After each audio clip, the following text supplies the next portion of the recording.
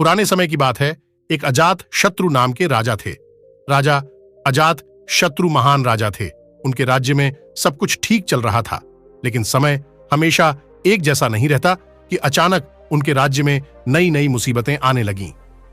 राजा ने इन विपरीत परिस्थितियों से बाहर निकलने के काफी प्रयत्न किए, लेकिन वे सफल नहीं हुए। एक दिन परेशान राजा की भेंट एक तांत्रिक से हुई। राजा ने अपनी परेशानी तांत्रिक को बताई। तांत्रिक ने राजा से कहा कि राजन, आपको एक अनुष्ठान कराना होगा और उसमें पशु बलि देनी होगी, तभी आप इस संकट से मुक्ति पाएंगे। तांत्रिक की बात सुनकर राजा सोच में पड़ गए। इधर वे पशु बलि के पक्ष में नहीं थे, लेकिन और कोई रास्ता न देखकर उन्होंने तांत्रिक की बात मान ली। अनुष्ठान वाले दिन मैदान में बलि के लिए पशुओं को लाया गया। संयोगवश उस समय महात्मा बुद्ध राजा के नगर से गुजर रहे थे। उन्हें जब इस अनुष्ठान के बारे में पता चला तो वे भी वहां पहुंच गए। राजा ने महात्मा बुद्ध को देखकर उन्हें प्रणाम किया और अनुष्ठान के संबंध में बताया।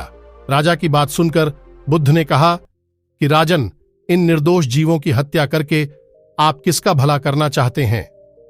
राजा ने कहा कि महात्मन, मैं राज्य के कल्याण के लिए ही इसकी बलि देने जा रहा हूं।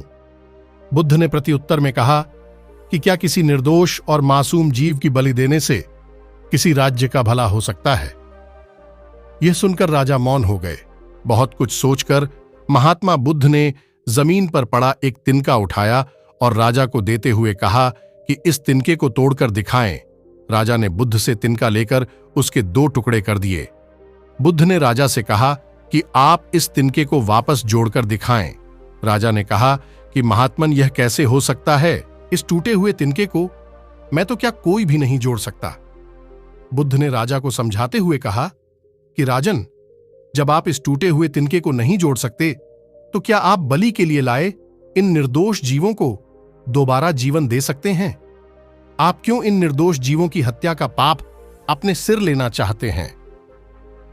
बलि किसी भी दृष्टि से उचित नहीं है और किसी निर्दोष जीव को मारकर भी कभी खुशी नहीं मिल सकती। बुद्ध की बात सुनकर राजा अजात शत्रु को अपनी भूल का पता चला और वे उनके चरणों में गिर गए। उन्होंने तत्काल घोषणा करवा दी कि अब से उनके राज्य में किसी जीव की बलि नहीं दी जाएगी।